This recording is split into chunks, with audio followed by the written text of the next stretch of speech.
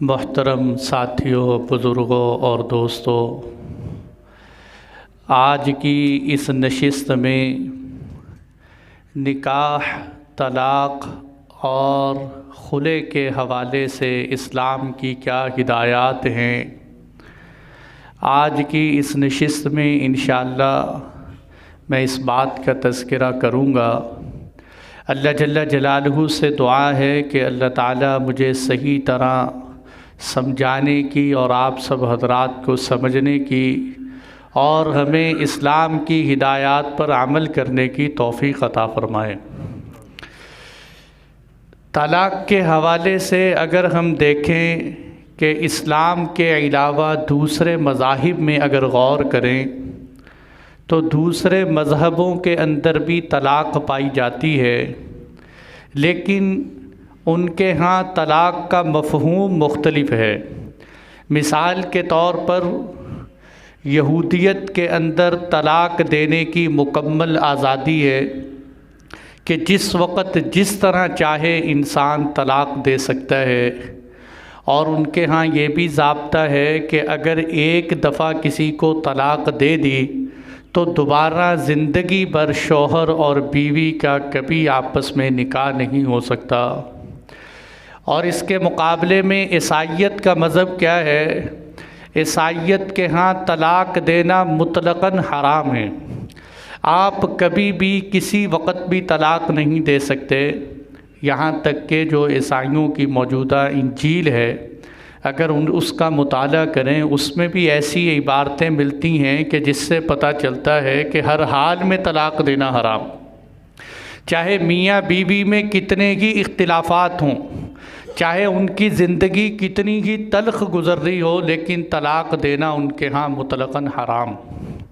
और जब ईसाइयों ने देखा कि भाई तलाक़ पर पाबंदी लगाने के तो बड़े नुकसानात होते हैं, तो फिर उन्होंने कहा कि चलो तफरीक़े जिस्मानी का नज़रिया पेश करते हैं।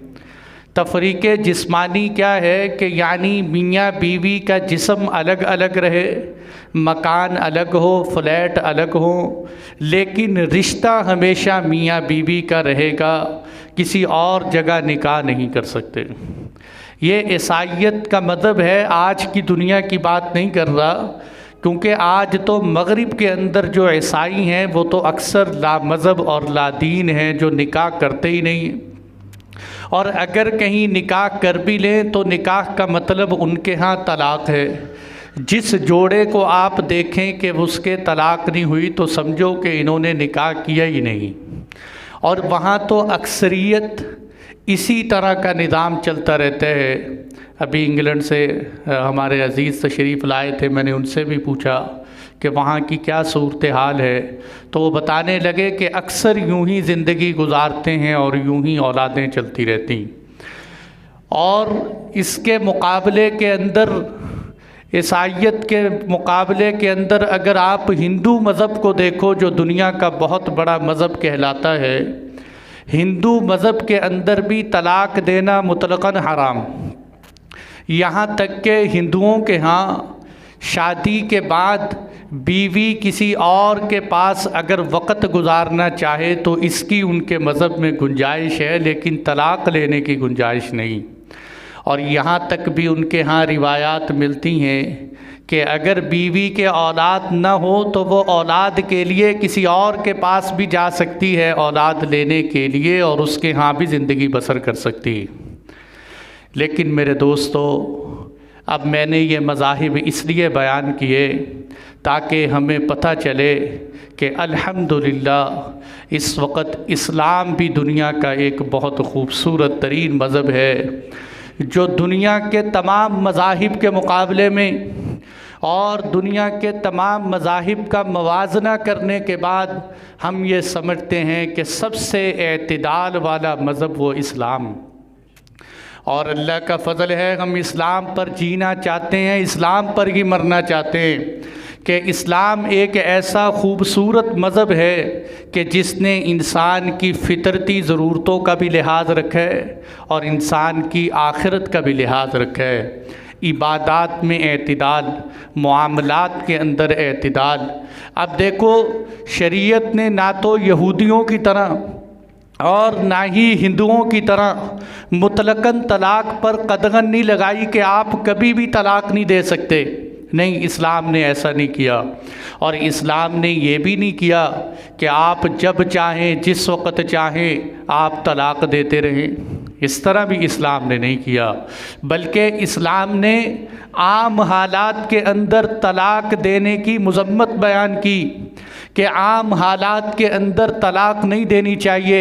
आप अलैहिस्सलातु वस्सलाम ने इरशाद फरमाया, अबग़ज़ुल हलाल इलल्लाहि अत्तलाक़, अल्लाह के नज़दीक जितनी भी हलाल चीज़ें हैं उनमें सबसे ज़्यादा काबिल नफ़रत अमल वो तलाक़ है। सबसे ज़्यादा काबिल नफ़रत अमल तलाक़ है। फिर वो लोग कि जो कभी इधर रिश्ता जोड़ लिया, कभी उधर रिश्ता जोड़ लिया, कभी उसके पास कभी इसके पास, कभी एक मर्द के पास कभी दूसरे मर्द के पास ज़िंदगी गुजारने वाले, उनके बारे में तो आप अलैहिस्सलातु वस्सलाम ने इरशाद फरमाया, लानल्लाहु ज़व्वाक़ीन वज़्ज़व्वाक़ात, अल्लाह की लानत हो जायका चखने वाले मर्दों पर और जायका चखने वाली औरतों पर अल्लाह की लानत हो। जो कभी इधर रिश्ता जोड़ेंगे जायका चखने के लिए, कभी उधर रिश्ता जोड़ेंगे, इन पर अल्लाह के नबी सल्लल्लाहु अलैहि वसल्लम ने लानत फरमाई है। तो बुनियादी तौर पर इस्लाम तलाक़ की मज़म्मत करते हैं, लेकिन मेरे दोस्तों आज तलाक़ की शरह बहुत कसरत से बढ़ती जा रही है। तलाक़ की शरह का हाल ये है कि देहातों में भी तलाक़ें, शहरों में भी तलाक़ें, और यहाँ तक कि अदालतें तलाक़ों के केसेस से भरी पड़ी हैं। दारुल इफ्ताओं के अंदर मुफ्तियाने किराम के पास तलाक़ के मसाइल बेशुमार आ रहे हैं, और सबसे ज़्यादा कसरत जिन मसाइल की है वो तलाक़ के मसले पेश आ रहे हैं।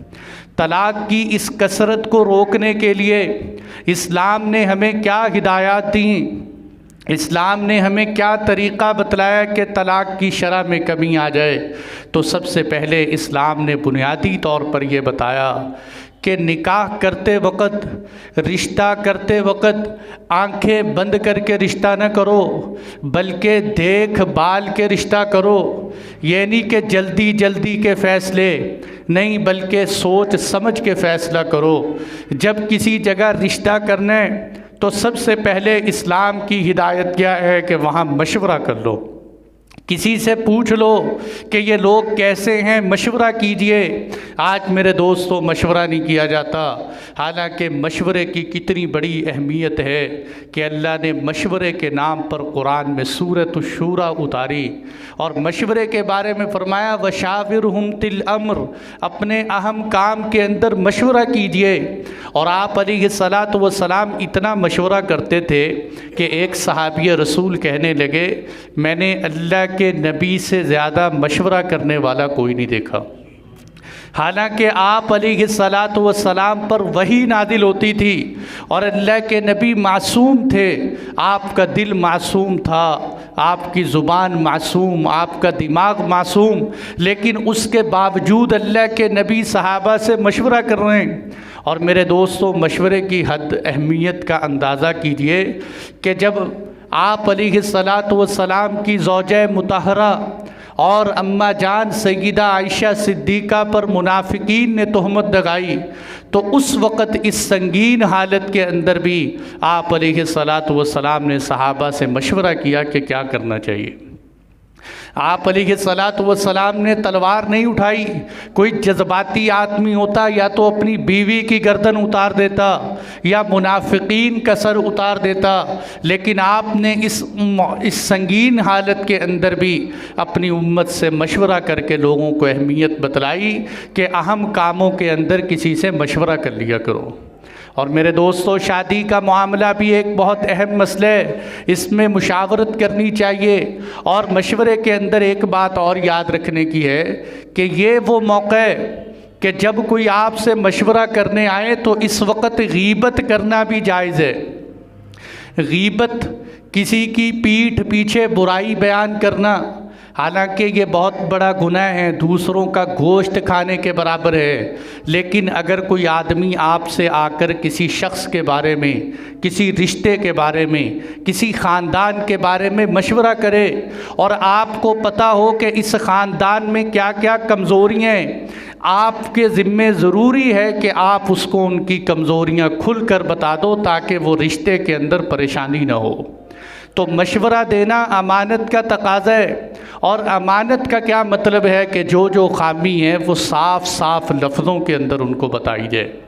और इस्लाम की दूसरी तालीम क्या है कि रिश्ता करते वक्त इस्तिखारा कर लो। इस्तिखारा मेरे दोस्तों ये समझने की बात है कि इस्तिखारा क्या है।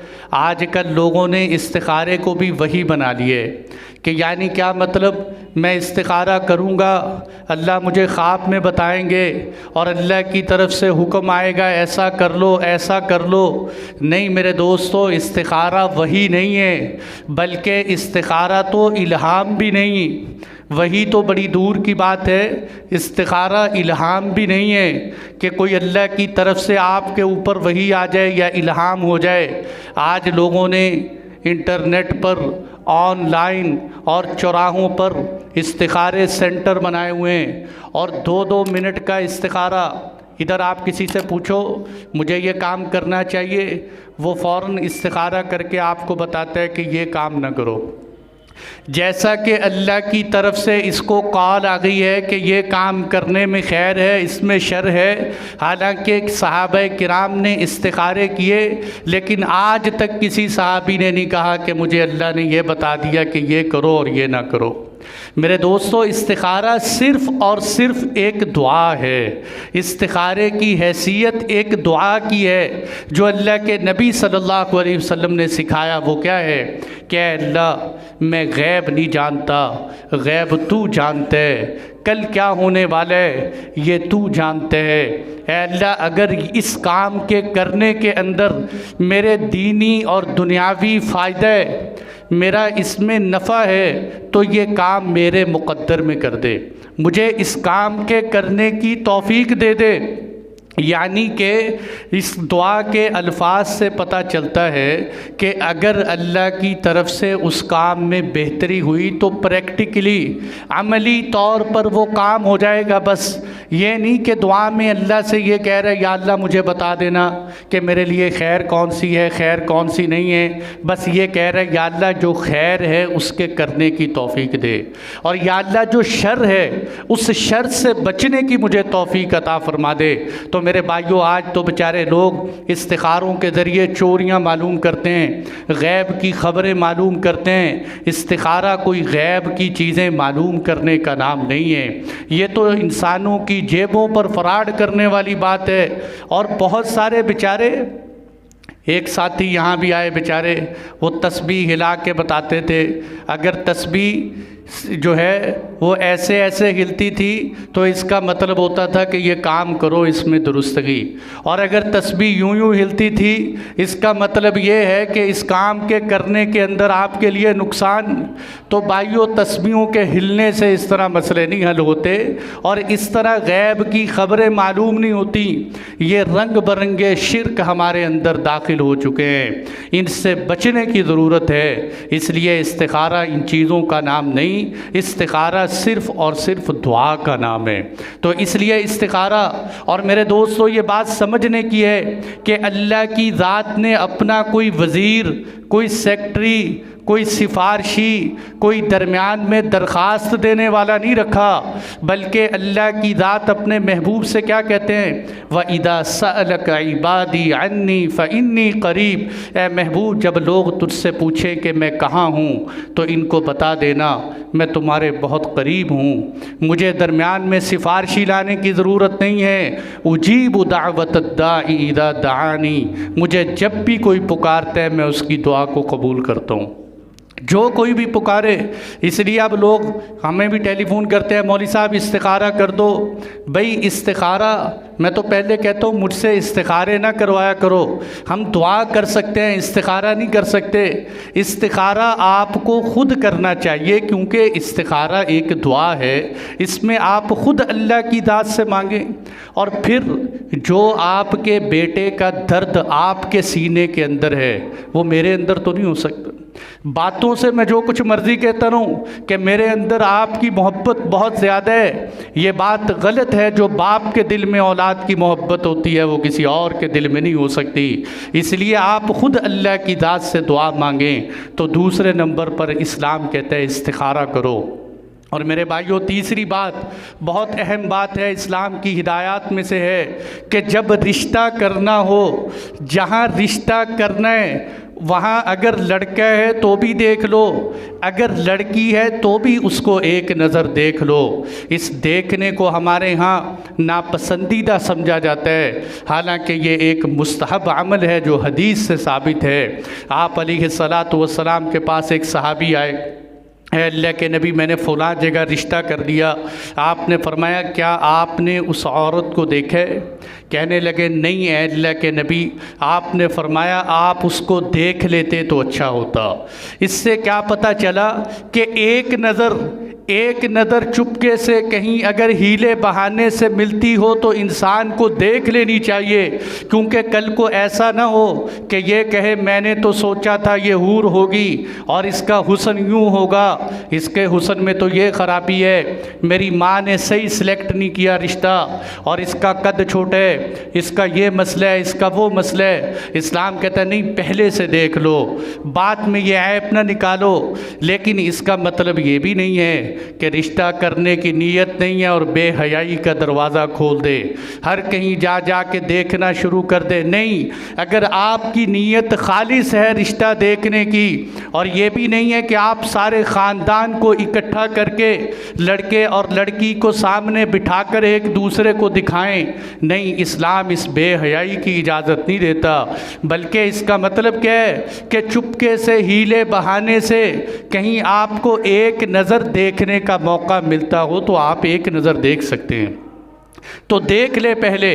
इस्लाम ने ये मौक़े दिए। आजकल हमारे यहाँ जितनी जल्दी रिश्ते करते हैं उतनी जल्दी ही टूट जाते हैं। कोई इंटरनेट पे रिश्ते हो रहे हैं, कोई फेसबुक पे रिश्ते हो रहे हैं, कोई सड़कों चौराहों पे देखकर रिश्ते हो रहे हैं, और फिर वो रिश्ते टूटते भी इतनी स्पीड से हैं कि पता ही नहीं चलते।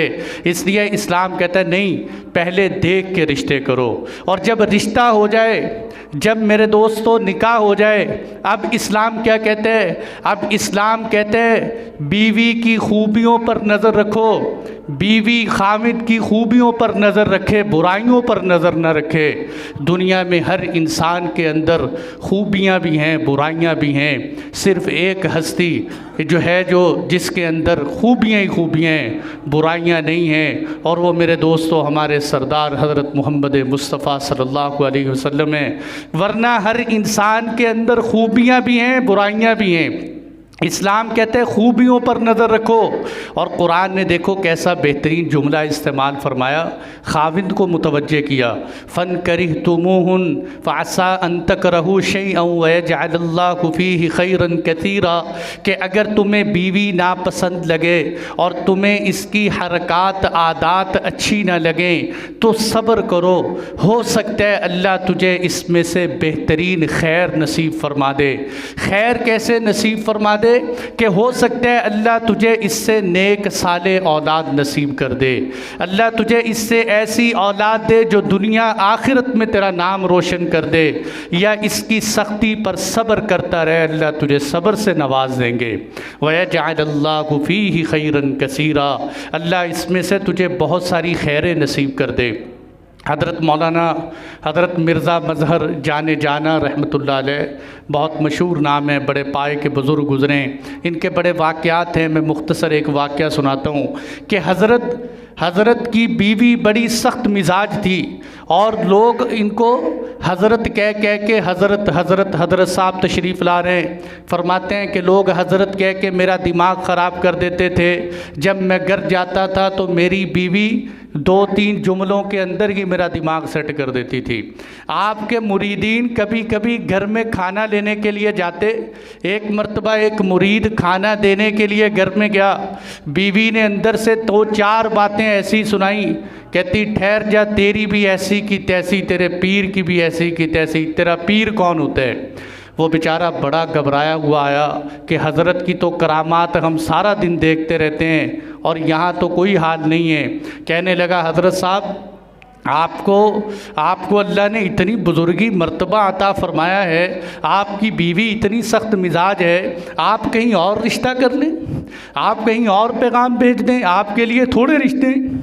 देखो हज़रत ने कितना प्यारा जवाब दिया। कहने लगे, भाई बात यह है कि मेरी बीवी की सख्त मिजाजी की वजह से आज अल्लाह ने मुझे इस विलायत के मकाम पर पहुँचाया। मेरी बीवी सख्त मिजाज थी, वो सख्ती करती, मैं सब्र करता रहता, अल्लाह ने आज उस सब्र की वजह से मुझे नवाज दिया।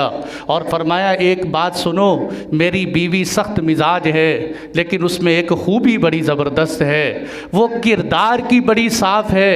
यहाँ तक कि अगर मुझे सारी ज़िंदगी भी जेल में डाल दिया जाए, मेरी बीवी किरदार की इतनी साफ़ है कि किसी की जुर्रत नहीं है उस पर आँख उठा के देख सके, किसी की जुर्रत नहीं है उस पर आंख उठा के देख सके। तो हज़रत ने अपनी बीवी के अंदर दो खूबियां तलाश की। मेरे दोस्तों, घरों की ज़िंदगी के अंदर इंसान ये दो खूबियां तलाश कर सकते हैं। सब्र करता रहे, अल्लाह सब्र से नवाजेगा। और खूबियां इसके अंदर, इंसान के अंदर अल्लाह ने रंग बिरंगी खूबियां बनाई हैं, उन खूबियों को तलाश करे ताकि घर का निज़ाम चलता रहे। लेकिन मेरे भाइयों, अगर इसके बावजूद घर का निज़ाम न चले, दीन और दुनिया का नुकसान हो रहा हो, तो अब शरीयत ने तलाक़ का तरीक़ा बताया है। तलाक़ का तरीक़ा क्या है, यह आज के इस जुमे में अच्छी तरह समझने की बात है। मेरे दोस्तों, आज 99% लोग या तो तलाक़ के इस तरीक़े को जानते नहीं हैं या जानते हुए इस पर अमल नहीं करते।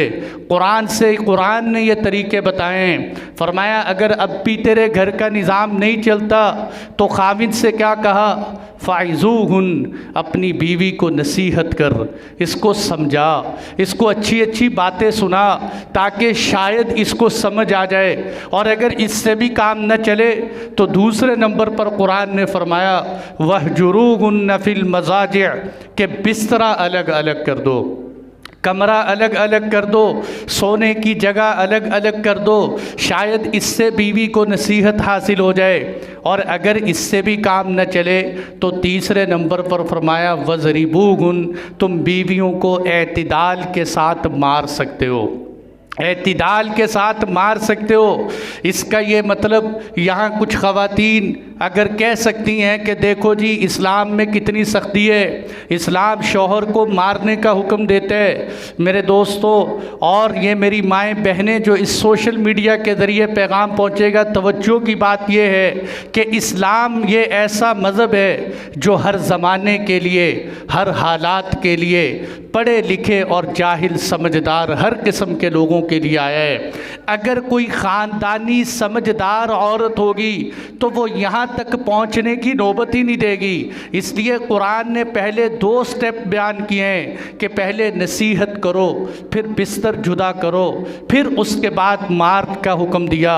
लेकिन मार का मतलब ये नहीं है मार के आप जानवरों वाला डंडा उठाकर उनकी पिटाई शुरू कर दो और अपनी मर्दानगी साबित करने के लिए मारना शुरू कर दो या अपने गुस्से की हवास निकालने के लिए। ये इस्लाम इजाज़त नहीं देता, ये इस्लाम को बदनाम करने वाली बात है। इस्लाम कहता है आप इतना क मार सकते हो कि जिससे जिस्म पर ज़रब न लगे, जिस्म पर निशानात न आए। इससे मुराद वो जालिम किस्म के लोग नहीं हैं जो बीवियों की हड्डियां तोड़ देते हैं और तकलीफ़ पहुंचाते हैं, इसकी इस्लाम ने इजाज़त नहीं दी। ये 3 मरहले मर्द के लिए बयान किए। और औरत से क्या कहा, औरत से कहा पहला दर्जा वही है जो खाविद ने किया कि तू भी समझा, इसको प्यार मोहब्बत से इससे गुफ्तगू कर। और अगर ये ना माने, व इन इम्रअतुन खाफत मिन बालिहा नुशूदन औ इरादन फला जुनाह अलैहिमा अन युस्लिहा बैनहुमा वस्सुल्हु खैर। कुरान कहते हैं अगर ये नसीहत से नहीं मानता, बीवी तू इसके साथ गुजारा कर, तू इसके साथ रहने को आहिस्ता आहिस्ता अपनी ज़िंदगी ज़िंदगी का निभा समझ ले। ये सोच लिया कर कि चलो तलाक़ के बाद की ज़िंदगी से यही बेहतर है। जिस तरह की भी मुशक्क़त की ज़िंदगी है, कम अज़ कम मेरा मियाँ तो है और मेरे बच्चों का बाप तो है, लिहाजा तलाक़ के बाद की ज़िंदगी की बजाय यही ज़िंदगी बेहतर है। इस पर सब्र करना सीख ले। और मैं तो बहुत सारों को ये मशवरा भी देता हूँ कि चलो आपके घर का अगर निज़ाम नहीं चलता, आपकी मियाँ बीवी की तबीयत नहीं मिलती, तो आप बजाय इसके कि तलाक़ दें, आप अलग अलग घर में रह लें। आप अपने आप को एक दूसरे से दूर कर दें, महीनों बाद सालों बाद कभी मुलाकात कर लिया करें और तलाक़ से बचने की कोशिश करें। और फिर जब मेरे दोस्तों पानी यहाँ से भी गुज़र जाए और बात यहाँ तक भी ना बने, फिर कुरान अगली सूरत बताता है। और वो क्या बताता है कि अगर मियाँ बीवी के दरमियान निभा नहीं हो सकता तो एक मर्द यहाँ और मर्द की तरफ से एक समझदार आदमी लिया जाए और इधर औरत की तरफ से एक समझदार आदमी लिया जाए और ये दोनों मिलकर मियाँ बीवी का झगड़ा सुनकर इनका फ़ैसला करवा दें। यहाँ मेरे दोस्तों पूरा पूरा ख़ानदान नहीं कि इधर से भी पूरा ख़ानदान आ गया और इधर से भी सारे चचे ताए मामे रिश्तेदार आ गए, तो झगड़ा ख़त्म होने की बजाय और बढ़ जाते हैं। यहाँ झगड़ा मिटाने का कुरान ने तरीका क्या बताया कि एक समझदार यहाँ से लो, एक समझदार इधर से लो और ये दोनों मिलकर आपस में सुलह करवा दें। और कुरान कहते हैं अगर मियाँ बीवी का सुलह का इरादा होगा तो अल्लाह इनके दरमियान सुलह कर देगा, अल्लाह इनके दरमियान मुआफ़क़त बिठा देगा।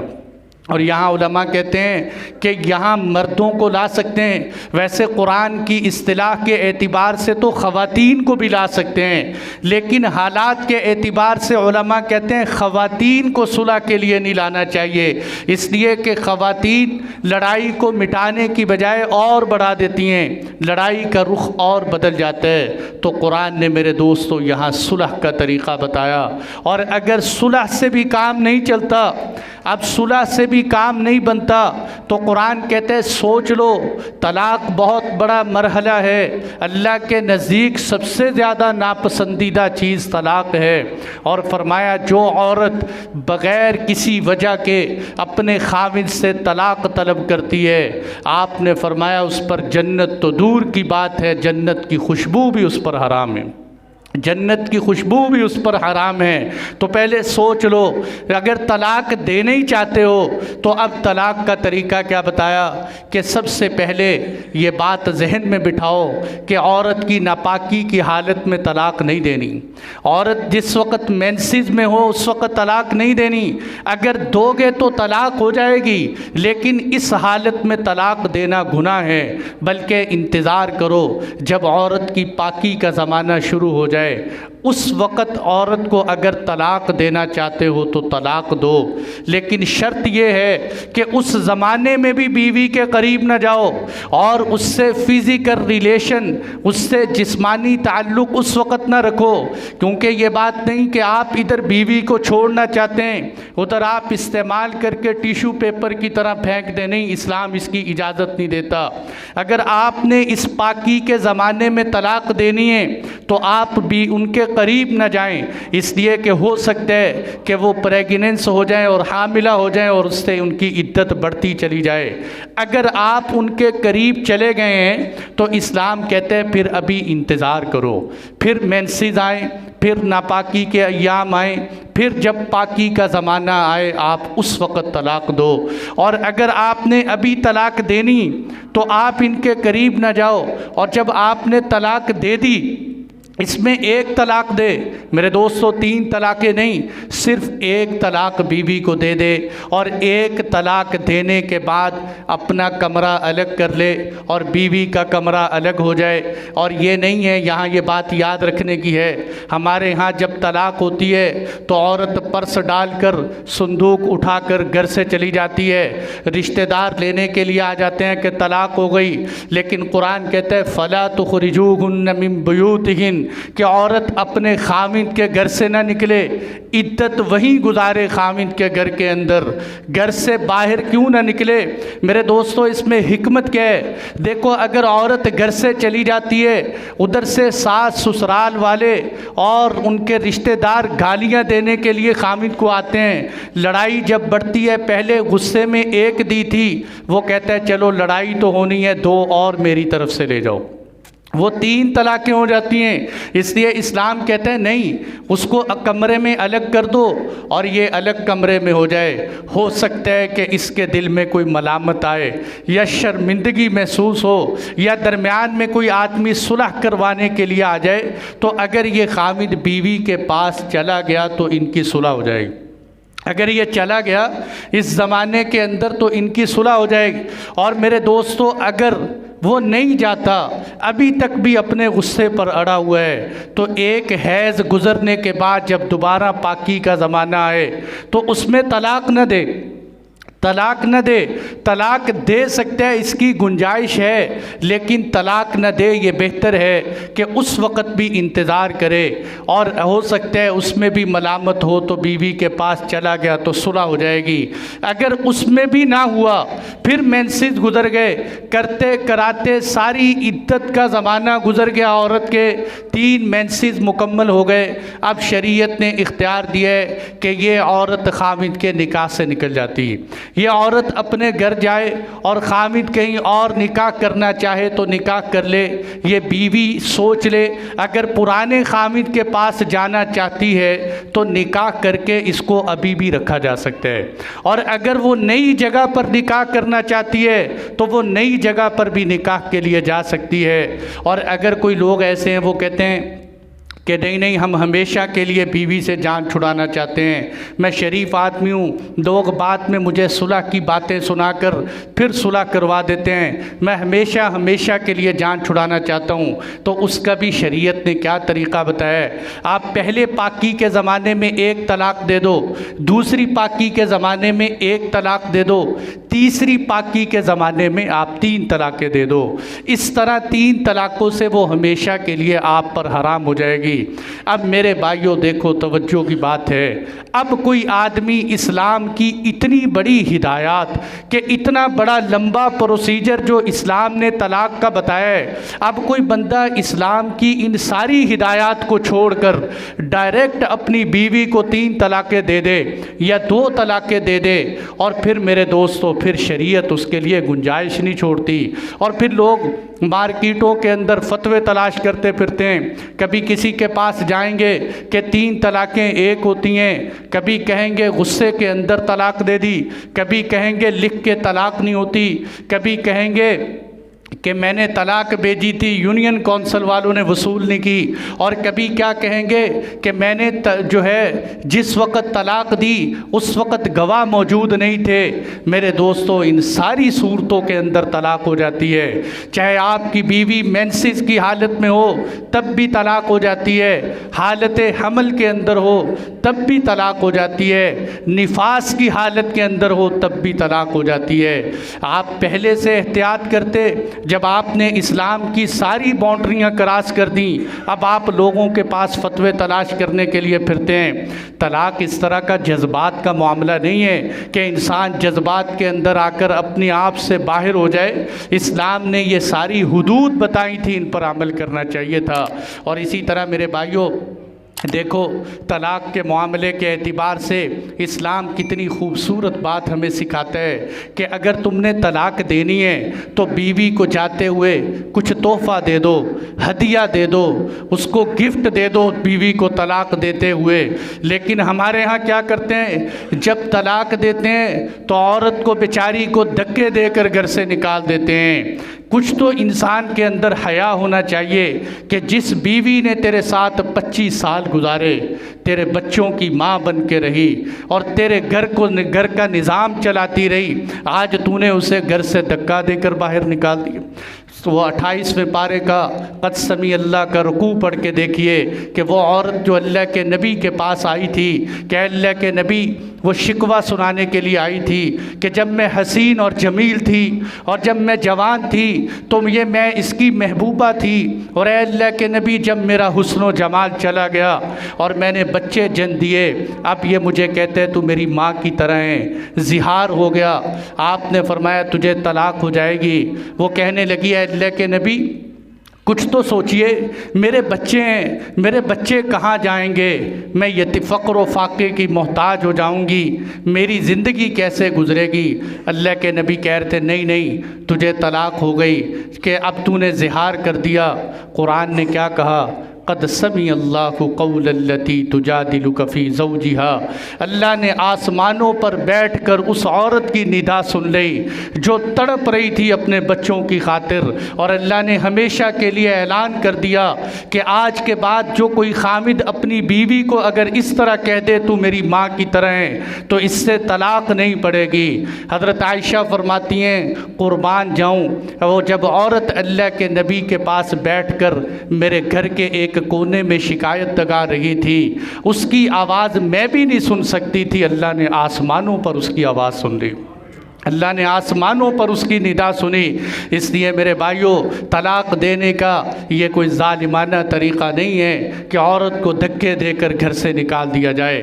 अल्लाह ने तलाक़ का इख्तियार, और यहाँ एक और बात की वजाहत कर दूँ कि तलाक़ का इख्तियार अल्लाह ने सिर्फ़ मर्द को दिया है, औरत को तलाक़ का इख्तियार नहीं दिया। ये तलाक़ का राइट सिर्फ़ मर्द के पास है। आज हमारे जदीद तबके के लोग जो जदीद मगरबी दुनिया से मुतासिर हैं, वो इस्लाम को बदनाम करने के लिए एतराज़ करते हैं। कहते देखो जी, इस्लाम ने तलाक़ का हक़ मर्द को दे दिया, औरत पर जुल्म कर दिया, औरत को भी तलाक़ का हक़ होना चाहिए था। और बाज़ तो ऐसे नादान हैं जो कहते हैं सारा इख्तियार ही औरत को तलाक़ का होना चाहिए था, इसलिए कि औरत बड़ी समझदार और बड़ी सब्र वाली होती है, इसको तलाक़ का क्यों इख्तियार। मेरे भाइयों, इस्लाम ने तलाक़ का इख्तियार कुरान की कई आयात से पता चलता है कि अल्लाह ने सिर्फ़ मर्द को दिया है। इसमें बड़ी हिकमतें हैं, वक़्त थोड़े, कम से कम एक हिकमत जो आज की दुनिया भी समझती है कि देखो यूरोप ने तलाक़ का इख्तियार औरत को दिया, पूरा इख्तियार नहीं दिया, थोड़ा सा इख्तियार दिया था, जिसके नतीजे में 85% ख़वातीन मर्दों को तलाक़ें दे रही हैं। और वहाँ के लोग परेशान हैं कि हमने ख़ातून को तलाक़ का इख्तियार देकर कितना बड़ा जुर्म किया। और अब ख़ुद कहते हैं ये औरत बड़ी एहसान फरामोश होती है, ये जल्दी फ़ैसले करने वाली होती है। हम कहते हैं तुम्हें आज पता चले कि औरत एहसान फरामोश होती है। अल्लाह के नबी सल्लल्लाहु अलैहि वसल्लम ने 1400 साल पहले बता दिया था कि औरत एहसान फरामोश होती है, ये जल्दी जज्बात में फ़ैसले कर लेती है। आप अलैहिस्सलातु वस्सलाम ने फरमाया लौ अहसनत इला इहदाहुन्न दहर, अगर तुम ज़िंदगी भर औरत के साथ हुस्न सलूक करते रहो, सुम्मा रअत मिनका शैआ, फिर थोड़ी सी कोई नापसंद चीज़ सामने आ जाए तो वो आगे से क्या कहती है, मा रअयतु मिनका खैरन क़त्तु, मैं तो जब से तेरे घर आई हूँ कभी सुख देखा ही नहीं, जब से तेरे घर आई हूँ कभी सुख देखा ही नहीं। इसलिए अल्लाह ने तलाक़ का इख्तियार सिर्फ़ मर्द को दिया है। मेरे दोस्तों, ये बात मैंने इसलिए की कि अब मैं खुले की तरफ आना चाहता हूँ, वक़्त बहुत छोटा है, थोड़ा है कि खुला, अब मगरबी दुनिया ने यह कहा कि तलाक़ का इख्तियार औरत को होना चाहिए, लेकिन मुसलमान इस बात को तो तस्लीम नहीं करते। उन्होंने कहा चलो ऐसा तो कर दो कि तलाक़ का कुछ ना कुछ इख्तियार औरतों के पास चला जाए। इसके लिए आजकल खुले की सूरत निकल आई। देखो, खुला इस्लाम के अंदर है, कुरान से साबित है, लेकिन खुला इस्लाम से क्या साबित है कि बीवी खामिद के साथ नहीं रहना चाहती, खामिद जालिम है, बीवी की उससे नहीं निभा होता, तो बीवी क्या करे, खामिद को फिदिया दे और कहे कि जो महर है 1 लाख या 2 लाख तेरा महर है, मैं तुझे वो महर मुआफ़ करती हूँ और इसके बदले में तू मुझे तुझे तलाक दे दे और खामिद उसके बदले में बीवी को तलाक दे दे, इसको शरीयत में खुला कहते हैं। जैसे हज़रत साबित बिन कैस सहाबी रसूल थे, इनकी बीवी जमीला और वो खूबसूरत थी, ये सहाबी रसूल रंग के काले थे, वो इनके साथ नहीं रहना चाहती थी। आप अलैहिस्सलातु वस्सलाम के पास आई, आपने फरमाया जमीला जो महर में इन्होंने तुझे बाग दिया है वो बाग तू इसको वापस कर दे, और उस सहाबी से कहा आप इसको तलाक दे दे। उस सहाबी ने उनको तलाक दी, इसको शरीयत में खुला कहते हैं। खुले का ये मतलब हरगिज़ नहीं है कि खुले की तलाक औरत देती है, बल्कि खुले में और तलाक में सिर्फ इतना फ़र्क है कि तलाक मर्द खुद देता है, खुले में औरत तलाक का मुतालबा करती है। औरत तलाक का मुतालबा करती है, मर्द तलाक देते हैं। और इसमें शरीयत ने इतनी भी गुंजाइश दी है कि अगर मर्द तलाक न दे और जालिम बीवी के हुकूक अदा न करता हो, ना नफ़का न देता हो और उसकी पिटाई करता हो, तो औरत अदालत का दरवाज़ा खटखटा सकती है और अदालत से कह सकती है कि मुझे इससे खुला लेकर दे, मेरी इसके साथ ज़िंदगी नहीं गुजरती। बात को तवज्जो से समझना। अदालत का अब क्या काम है, जब औरत अदालत में जाए कि मेरे खामिद के साथ नहीं बनती, तो औरत मियाँ को भी बुलाए, बीवी को भी बुलाए, दोनों को बुलाकर दोनों का मौक़िफ़ सुने कि इनमें जालिम कौन है, गलती किसकी है। अगर औरत कहे खामिद जालिम, तो औरत के ज़िम्मे है कि 2 गवाह पेश करे, 2 गवाहों से साबित करे कि यह जालिम।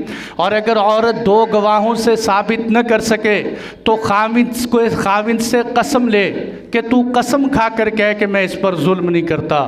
फिर उसके बाद अदालत को फ़ैसला करना चाहिए। अगर वाक़अतन जुल्म साबित हो जाए तो फिर अदालत खामिद से कहे या तो जुल्म से बाज आ जा या इसको तलाक दे दे, और अगर वो जुल्म से बाज ना आए, तलाक न दे, फिर अदालत निकाह को तोड़ सकती है।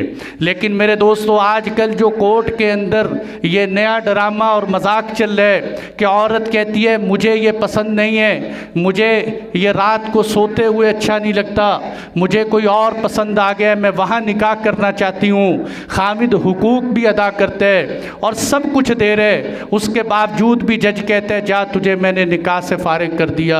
मेरे दोस्तों, इस तरह निकाह नहीं टूटता और ये औरत आगे निकाह नहीं कर सकती, ज़िना होगा। इसलिए खुला करने से पहले मुफ्तियाने किराम के पास जाएं, दारुल इफ्ता से पूछें कि मैं खुला लेना चाहती हूँ, खुले का इस्लाम ने क्या तरीक़ा बताया है। और अगर अदालत खुला जारी भी कर दे, आजकल खुले की डिग्रियाँ आम तौर पर ऐसे ही जारी हो रही हैं, अगर खुले की डिग्री जारी भी हो जाए तो जाकर पहले मुफ्तियाने किराम से, दारुल इफ्ता से पूछो कि ये खुले की कार्रवाई है, क्या मुझे तलाक हुई है कि नहीं हुई। जब तक तलाक ना हो औरत आगे निकाह करेगी तो ये ज़िना की तरह है। अल्लाह ताला से दुआ है कि अल्लाह ताला हमें इस्लाम की इन हिदायत पर अमल की तौफीक अता फ़रमाए। व आखिर दावाना।